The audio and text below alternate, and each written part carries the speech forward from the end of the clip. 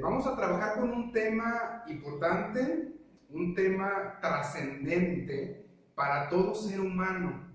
Y es un tema que todo padre debería de conocer. Entonces va a ser labor de todos nosotros hacerles llegar este tema a todos los papás con los que estemos trabajando, ¿sí? Bueno, Xochitl y yo nos tocó desarrollar el tema del pensamiento crítico contra la obediencia, ¿sí? Y bueno, vamos a empezar diciéndoles que desgraciadamente no conocemos mucho de esto. Yo que soy papá, bueno, tenía como la idea, pero ya estarlo estudiando y estarlo estructurando me doy cuenta que hay muchas cosas que tenemos que cambiar como padres, ¿sí? Bueno, en primer lugar, hicimos una encuestita. A ver, platícanos de la encuesta. Bueno, primero que nada, es necesario poner en claro que tenemos un estereotipo de lo que es un niño bueno. Y para eso nosotros desarrollamos una breve encuesta, una pregunta abierta, mejor dicho, que la realizamos por vía WhatsApp y consistía en contestar cuáles eran las características que ellos consideraban que tenían los niños buenos. Para esto, por ser una pregunta abierta, hubo quien respondió que pues no consideraba que existían los niños buenos ni los niños malos, que era una cuestión de estereotipos, y hay quienes, la mayoría, nos arrojaron una lista entre las cuales les voy a mencionar 8 que fueron las más nombradas. En primer lugar, no podía faltar la obediencia. Niño obediente, niño bueno. En segundo lugar, tenemos niños tranquilos. En tercer lugar, tenemos niños que les va bien en la escuela, que tienen buen rendimiento escolar. Ese es un niño bueno. En tercer lugar, son pacientes, son tranquilos, saben compartir, no hacen berrinches y no gritan. Esas son 8 características, las más sonadas de 100 personas que respondieron a esta pregunta que realizamos por vía WhatsApp. Muy bien. Bueno, eso tiene que ver mucho con la cultura que tenemos, ¿sí? Creemos que un niño bueno tiene estas características, pero que un niño sea obediente no quiere decir que realmente esté bien, ¿sí? Porque existe algo que se llama obediencia ciega, donde el niño obedece porque sí. Y miren, recuerdan en el manual gris que tenemos, que ya no se va a utilizar, pero que por ahí tenemos, ven, el primero de los temas era los modelos parentales. Los modelos parentales, existe uno que es como el estándar de todo padre mexicano, que es el modelo autoritario. Creo que la mayoría de todos nosotros fuimos criados con un modelo parental autoritario, ¿sí? Ejemplo, yo recuerdo que a mí como el único varón que había en la casa, después de mi papá, a mí me tocaba hacer como tareas especiales, ¿no? Una de ellas era lavar el carro. Entonces, por ejemplo, si el día estaba así nublado como hoy, y mi papá me pedía, oye, lava el carro, y le decía, pero ¿para qué si iba a llover? Y él simplemente volteaba y me decía, no te pregunté si iba a llover, te dije que lavaras el carro. Y punto, o sea, no se podía debatir, no se podía discutir. Entonces, el problema que tenemos aquí en México es que se educa con el estándar de que el papá es el que dice y porque él lo dice se tiene que hacer. Entonces, este tipo de pensamiento o este tipo de paternidad genera lo que es la obediencia ciega. Pero la obediencia ciega realmente no es tan buena. ¿Por qué? Porque nos hace obedecer a la figura de autoridad sin importar si está bien o está mal, ¿sí? Por ejemplo, ayer salimos en la noche, estaba lloviendo y nos encontramos un sapo grande. Y yo le decía al niño, vente, vamos para que lo veas. Y se me ocurrió, digo, pensando en esto de la obediencia ciega, se me ocurrió decirle, aviéntale una piedra. Y el niño me volteó y me vio extrañado y me dice, no. Entonces, creo que lo vamos logrando, ¿no? Lo vamos logrando dándole, porque aún a pesar de que yo le dé una indicación, él ya puede hacer un juicio. Y es un niño que acaba de cumplir 6 años el mes pasado. Pero eso lo hemos logrado como con base en tratarlo bien a él, en base a permitirle a él decidir algunas cosas y no ser tan autoritarios con él, ¿no? Entonces, el ser autoritario genera una obediencia ciega que simplemente te va a hacer obedecer a la figura de autoridad que está en ese momento. Cuando el niño llega a la adolescencia, su marco de referencia ya no es su familia, ya no son sus padres. De hecho, los adolescentes empiezan a pasar menos tiempo con sus papás y más tiempo con compañeros de la escuela, con compañeros del barrio, con niños que conocen por ahí, ¿no? Entonces, su marco de referencia ya no vamos a ser nosotros como papás, sino que su marco de referencia va a ser ese grupo de amigos. Ahora, si dentro de ese grupo de amigos existe un líder, porque sabemos que en todos estos grupos existe un líder, y nos damos cuenta perfectamente de quién es el líder. Si ese líder le dice, mira, dale una fumada a este churro de mota, pues si el niño fue educado bajo esa rigidez del padre autoritario, él seguramente ya introyectó que se tiene que obedecer ciegamente, ¿sí? Los compañeros que son psicólogos comprenderán, la introyección es algo que haces ya prácticamente sin darte cuenta, ¿no? Como ves un semáforo en rojo y te detienes en automático, no necesita nadie decirte que te tienes que detener. Entonces, los niños introyectan esta parte. Si le enseñas toda su vida que tiene que obedecer ciegamente, cuando llega con este grupo de amigos, pues bueno, él va a obedecer ciegamente. Ya no va a emitir un juicio de decir, a ver, está bien o está mal, ¿sí? A cometer delitos, a muchas cosas. Ahora, por ahí en la presentación que les vamos a pasar, vienen algunas imágenes que nos hacen referencia a lo que es la obediencia ciega o los resultados de la obediencia ciega. Si no le permitimos a un niño decidir o hacer un juicio en su infancia, va a ser un adolescente y adulto que no sepa hacer un juicio cuando se tenga estas edades, ¿no?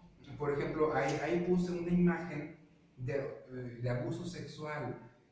Esta parte es bien delicada y es complicada, porque cuando le enseñamos al niño a obedecer ciegamente o a hacer lo que la figura de autoridad diga, pues bueno, recordarán al padre Maciel, ¿no?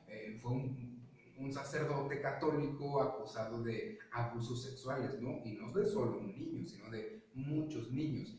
Pero esto sucede porque dentro de los hogares mexicanos se cría pues con la obediencia ciega. Y si el padre, que es una figura de mucha autoridad, o le hacemos entender al niño que el padre es una figura de mucha autoridad, entonces si el padre le dice, haz esto, él simplemente lo va a hacer, ciegamente, ¿no? Por ahí puse una imagen de unas personas quemadas. Yo hago alusión al evento que en meses pasados sucedió con los huachicoleros, ¿sí? Que había una toma clandestina, se estaba saliendo la gasolina y pues toda la gente corrió a recoger la gasolina con sus cubetas, ¿sí? En primer lugar, eso es un robo, porque bueno, quien se atrevió a abrir un ducto de Pemex, pues bajo una conducta de juicio dirías, pues hay que denunciarlo, ¿no? Pero todas estas personas seguramente fueron alentadas por algún líder de esa comunidad y les dijo, vayan, vamos a robar el combustible, ¿no?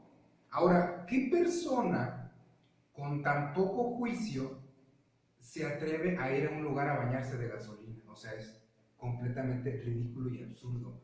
O sea, por lógica, se derrama gasolina y huyes del lugar. Hay un choque entre dos vehículos y se está tirando la gasolina, te alejas. ¿Por qué? Porque sabes que la gasolina es inflamable, se puede prender. Pero esto es una muestra más de lo que es la obediencia ciega, ¿sí?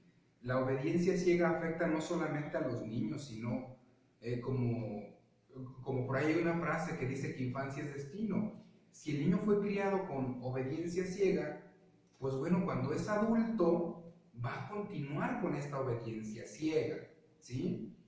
Entonces es un gran problema, o sea, tenemos un caso aquí en Talpa, bueno, gente de mascota que fue a Talpa, y eso me lo platicaron las mamás de una secundaria que atendí en el ciclo pasado, que me decía, es que mi hijo ¿se salvó de qué? Bueno, es que yo siempre ando atrás de mi hijo, siempre ando atrás de mi hijo, y pues él sabe que no puede irse a ningún lugar sin que me avisen dónde anda. Entonces, un grupo de amigos decidieron, pues vámonos a Talpa, pero ya estaban medios chiles, como se dice, ¿no? Ya habían tomado y pues decidieron irse a Talpa a seguir con la fiesta.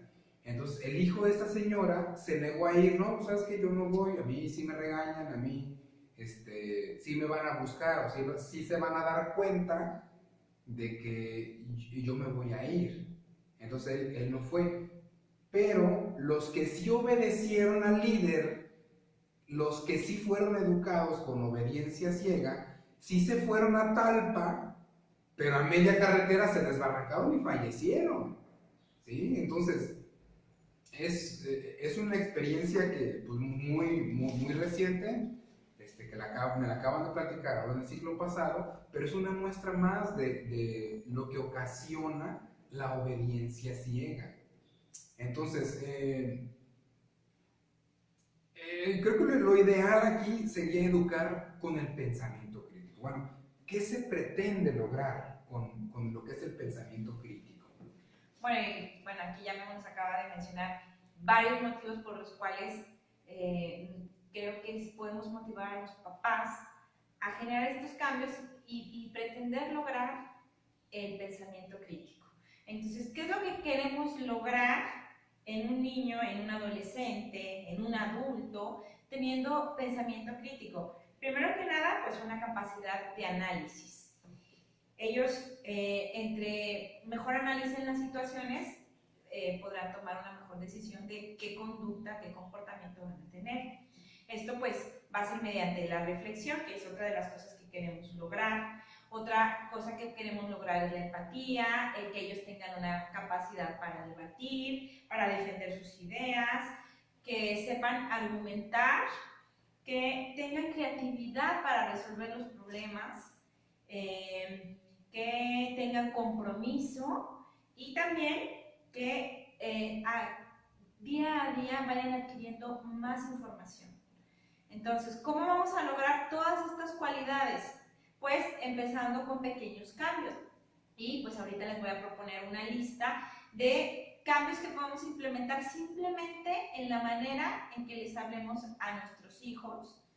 Y vamos a comenzar con la forma verbal. Primero, el cállate. Créanme que para mí es una palabra que no me gusta. En casa se podría decir que está prohibida. Jamás en la vida le decimos a ninguno de nuestros hijos cállate, mucho menos a la pareja. Entonces, cállate, pues realmente es una palabra que a mi gusto es una palabra ofensiva. Todos tenemos libertad de expresión. Entonces, quien utilice esa palabra de cállate, pues la tendrá que cambiar. ¿Qué palabra le sugerimos? Al contrario, exprésate.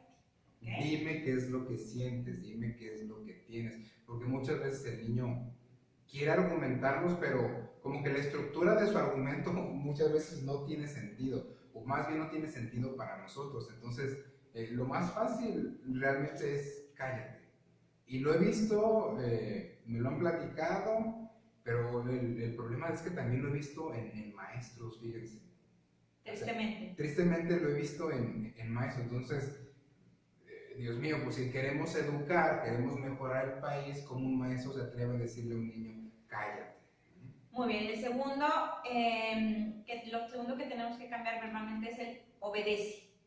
¿Okay? Vamos a tener que cambiar ese obedece por el sé crítico, o por llamarlo así. A ver, dime por qué. Okay. Analízalo, ¿no? Porque por ejemplo, a veces los hijos quieren entrar en una zona de confort y al contrario quieren ser, digámoslo así, desobedientes, por llamarlo de alguna forma. Entonces, en lugar de decir el obedece, hay que cambiarlo por analízalo. Y pensar en que toda causa tiene una consecuencia y si tú haces eso, ¿a dónde te va a llevar? Entonces sería una parte del análisis. Bien, lo siguiente que tenemos que cambiar es el no interrumpas. Claro que en esta parte hay que también enseñar a los niños a ser prudentes, ¿verdad?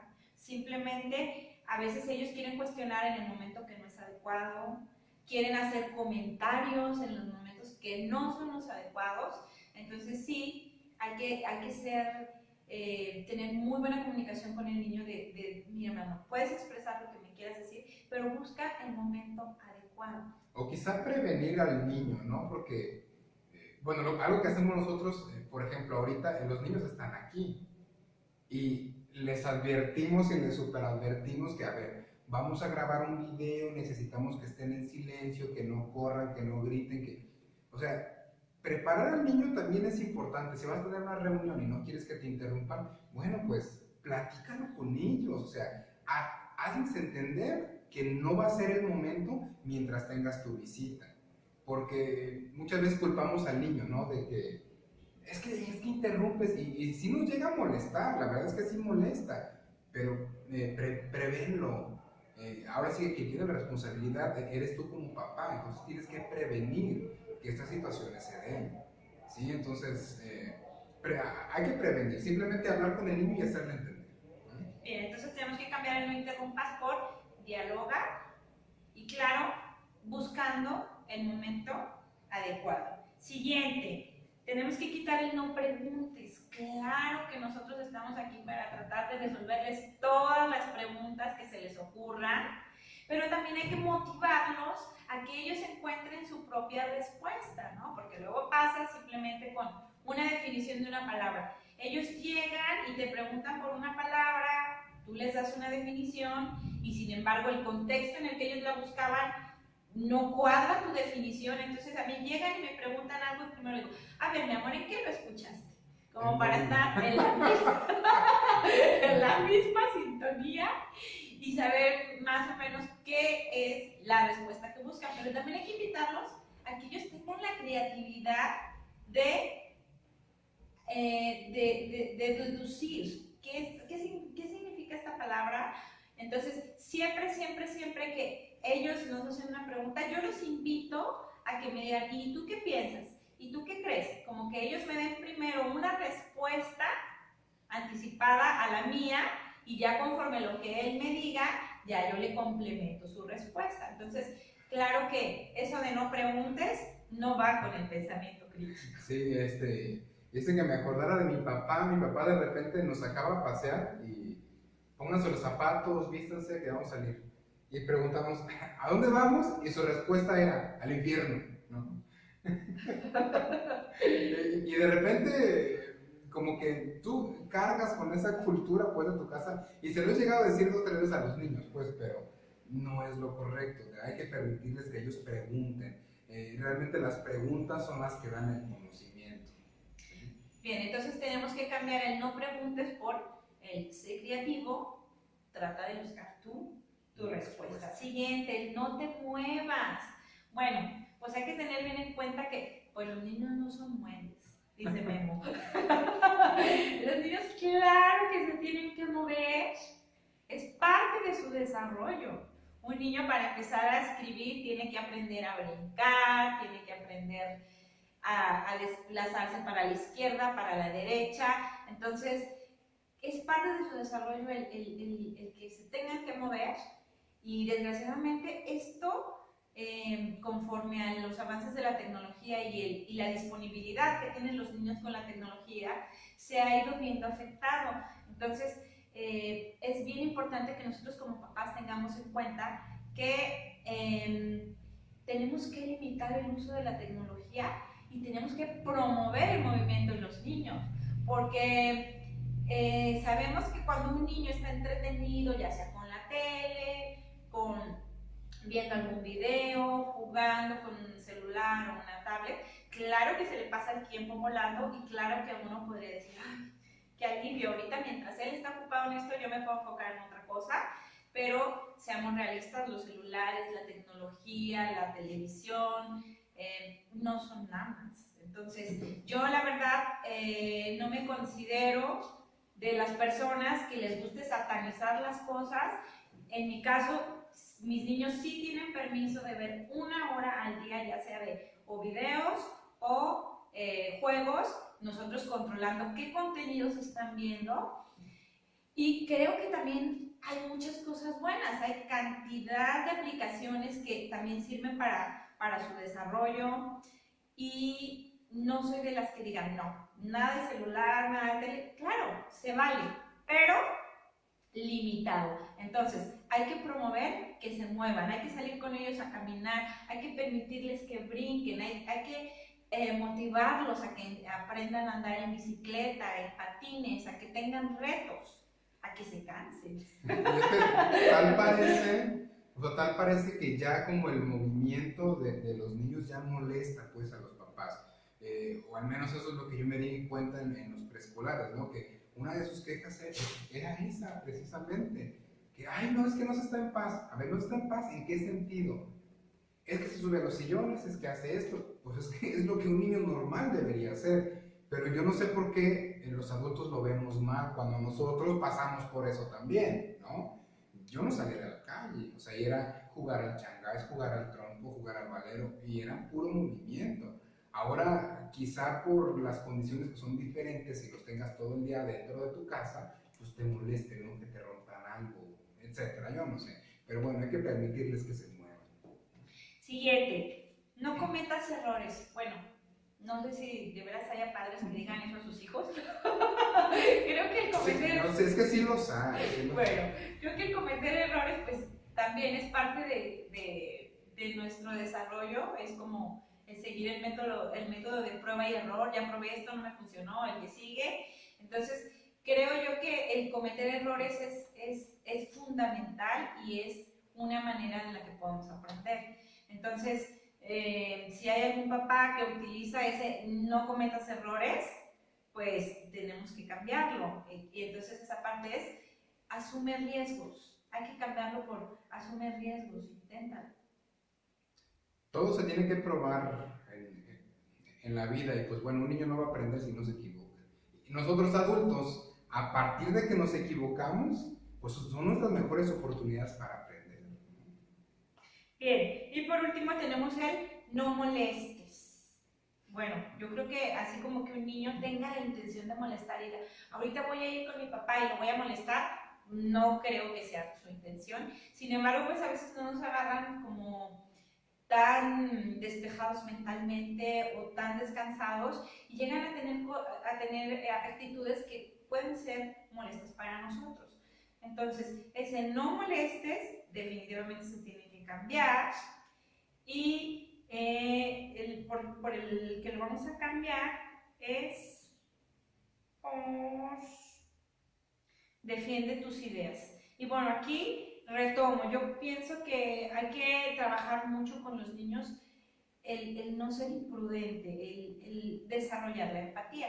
Y de eso vamos a hablar en un poquito más adelante, que vendría siendo ahora cómo evitamos que los niños caigan en esta confusión entre pensamiento crítico y rebeldía. O sea, los niños obviamente no van a tener este concepto de, ay, tengo un pensamiento crítico. No, nosotros sí lo vamos a tener. Pero hay niños que tienen padres que a veces sus límites no son tan marcados y se llegan a considerar niños rebeldes, niños que al parecer hacen lo que quieren, y es lo que queremos evitar. Entonces, sí estamos en desacuerdo con la obediencia ciega, pero tampoco le queremos meter el chip al niño ni confundirlo con haz lo que quieras o con te voy a permitir que hagas lo que sea tu voluntad. Entonces, para evitar esta confusión entre el pensamiento crítico y la rebeldía, ¿cuál va a ser la solución? Pues nada más y nada menos que los valores. En el ejemplo que ponía Memo, del niño que no le quiso lanzar la piedra al sapo, bueno, pues es que el niño tiene esta parte trabajada del respeto a los seres vivos. Entonces, ¿cómo yo voy a lanzar esa piedra a esa ranita, ese sapo, si es un ser vivo que merece respeto, ¿no? Pero bueno, eso es porque ya lo trabajamos mucho con ellos, ¿no? Y todo el tiempo lo trabajamos con ellos.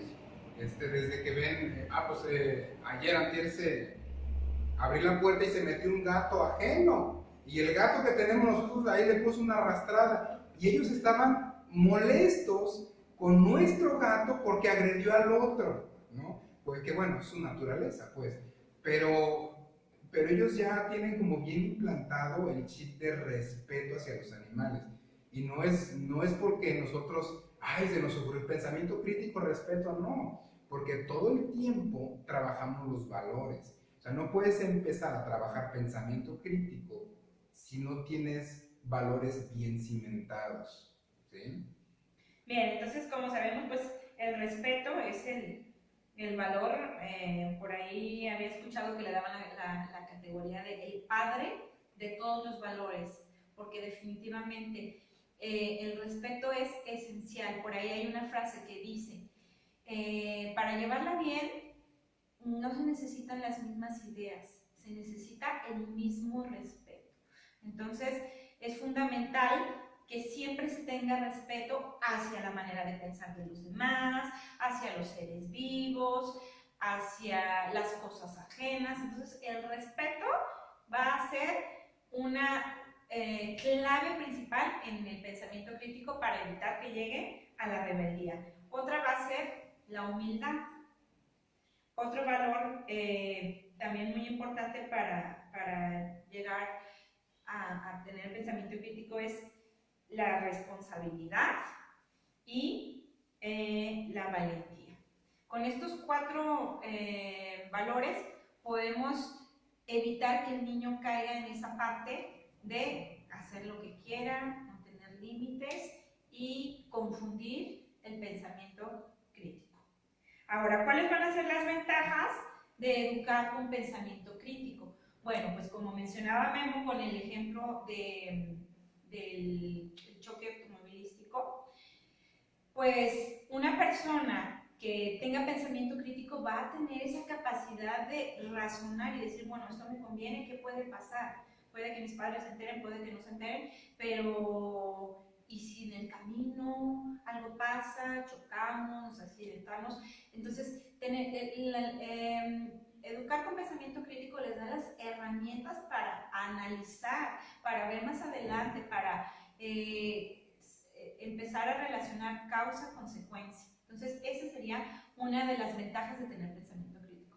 Otra de las ventajas sería crear ciudadanos que sean responsables y que no estén de acuerdo con injusticias, y de esta forma podemos evitar y mejor dicho, podemos mejorar demasiado la sociedad, ¿no? A veces nosotros observamos cosas que consideramos que son injustas y pues no pasa nada, ¿no? Así todo el mundo calladito, y en cambio al tener pensamiento crítico nosotros podemos fomentar una mejor sociedad. Sí, como ayer fuimos a cenar a un restaurante y había juegos de esos mecánicos, era un caballito, pero estaba una niña trepada y quería subir a su hermanita, pero la agarró del chongo y le dio el jalón. Y no, pues Xochitl se paró y oye, la lastimas, ¿no? Pero como que la mamá no lo veía mal, o sea, eso es lo preocupante, ¿no? Cuando tú te das cuenta de que hay algo que está mal, que no es correcto, pero la gente cree que no pasa nada, ¿no? Entonces, seguramente esa señora no tenía pensamiento crítico, ¿no? Bueno. Otra parte que también es bien indispensable es desarrollar la empatía, ¿no? Pongamos, por ejemplo, el caso del bullying. Si tú desarrollas la empatía, puedes decir, oye, ¿qué sentirías tú si te estuviesen tratando así? Entonces, una persona que tiene empatía, claro que va a evitar conductas que afecten a los demás. También, en este caso del ejemplo de la niña que hablaba del chongo, oye, ¿te gustaría a ti que te estuvieran jalando del chongo? Pues claro que la respuesta va a ser no. Entonces, si para ti no está bien, pues entonces no lo hagas, ¿no? Entonces, vamos a desarrollar personas que tengan empatía. Y mencionábamos dentro de lo que queremos lograr el ser capaces de analizar y también el ser creativos. ¿Creativos en qué? En encontrar soluciones. Entonces, el tener pensamiento crítico nos va a ayudar a tener adultos y profesionistas que sepan resolver problemas, ya sea problemas laborales, ya sea problemas de persona a persona, pero van a tener la creatividad para decir, ah, esto lo puedo resolver así, y pues eso obviamente va a tener un impacto en una mejor sociedad. Muy bien. Bueno, pero ¿cuál va a ser la receta? O sea, ya hablamos de todo esto, dimos ejemplos, pero hay como ciertos pasos que nos ayudan a que un niño tenga ese pensamiento crítico, ¿sí? Por ejemplo, el primero, ¿cuál es el primero? El primero es fomentar en tu hijo el amor por el conocimiento. El amor por el conocimiento. Miren,